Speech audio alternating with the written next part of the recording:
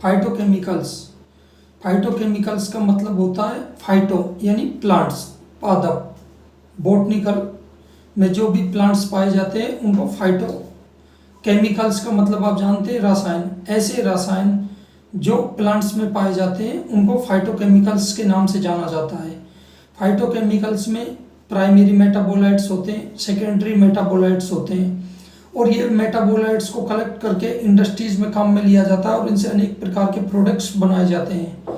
Phytochemical analysis किस प्रकार से की जाती है, क्योंकि प्लांट्स बहुत सारे हैं, आप जहाँ भी देखेंगे वहाँ आपको प्लांट्स मिल जाएंगे, और प्लांट्स को आइडेंटिफाई करने के लिए आप गूगल लेंस की भी मदद ले सकते हैं। गूगल लेंस से आप प्लांट को आइडेंटिफाई कर सकते हैं, उसका बॉटनिकल नेम जान सकते हैं। उनकी एप्लीकेशंस को पता लगाने के लिए आपको फाइटोकेमिकल्स पर R&D करनी होगी, और R&D के लिए कौन कौन से मेथड यूज होते हैं। अगर आप फाइटोकेमिकल्स पर काम करना चाह रहे हैं इंडस्ट्रीज लेवल पे या रिसर्च लेवल पे, या कोई भी अपना प्रोजेक्ट इस्टेब्लिश करना चाह रहे हैं, तो आप हमें कांटेक्ट कर सकते हैं। मुख्य रूप से फाइटोकेमिकल्स आज के नहीं है, बहुत सालों पहले से चले आ रहे हैं। जैसे आप सभी को पता है कि अगर आपको सर्दी लग जाती है तो आप लहसुन को तेल में डाल के उसकी मसाज करते हैं तो आपकी सर्दी दूर हो जाती है।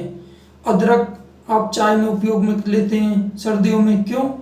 क्योंकि उसके अंदर ऐसे मेटाबोलाइट्स होते हैं जो आपको ठंड नहीं लगने देते हैं। कई तरह के आपके कोई भी बीमारी हो जाती है उसके लिए अलग मेटाबोलाइट्स हैं, अलग तरह के आप लेते हैं। जैसे आपके जो आप शैम्पू लेते हैं जो पूरे तरह से केमिकल्स होते हैं, उसकी जगह आप रीटा, सिकाकाई, ऐसे नेचुरल शैम्पूज भी है जो बहुत पहले से चले आ रहे हैं, और उनका उपयोग करोगे तो वो इतनी झाग आपको देंगे, इतनी क्लीनिंग देंगे, और आपके जो आज केमिकल वाले शैम्पू चल रहे हैं उनसे अच्छा उनका रिजल्ट्स आएगा।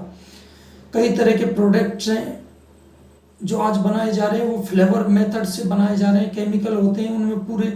लेकिन जब आप नेचुरल यूज करते हैं तो नेचुरल में केमिकल्स नहीं होते हैं, और उनमें प्राइमरी सेकेंडरी मेटाबोलाइट्स भी होते हैं जो आपके शरीर के लिए बहुत ज़्यादा फायदेमंद होते हैं।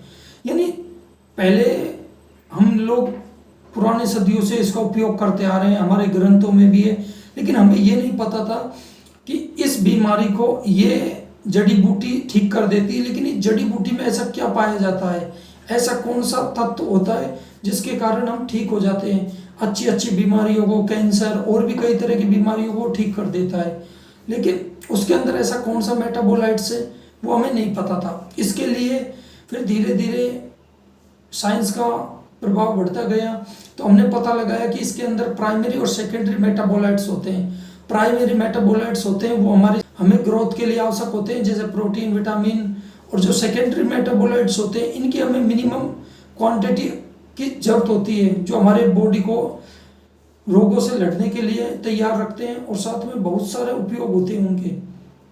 अगर आप किसी भी प्लांट का फाइटोकेमिकल एनालिसिस सीखना चाहते हैं, या फाइटोकेमिकल की लेबोरेटरीज ओपन करना चाहते हैं, या फाइटोकेमिकल पर R&D करना चाहते हैं, तो आप हमसे संपर्क कर सकते हैं। फाइटोकेमिकल्स, एंटीऑक्सीडेंट और उनकी किस तरह से एनालिसिस होती है, चाहे वो क्वांटिटेटिव हो, क्वालिटेटिव हो, या और भी कोई एनालिसिस हो, GC, GCMS, HPTLC, HPLC, इसके अलावा NMR, UV के द्वारा भी होती है, और भी कई तरह के एनालिसिस होती है। आप सभी को जानना चाहते हैं तो आप संपर्क कर सकते हैं, साइड में एक नंबर चल रहा है।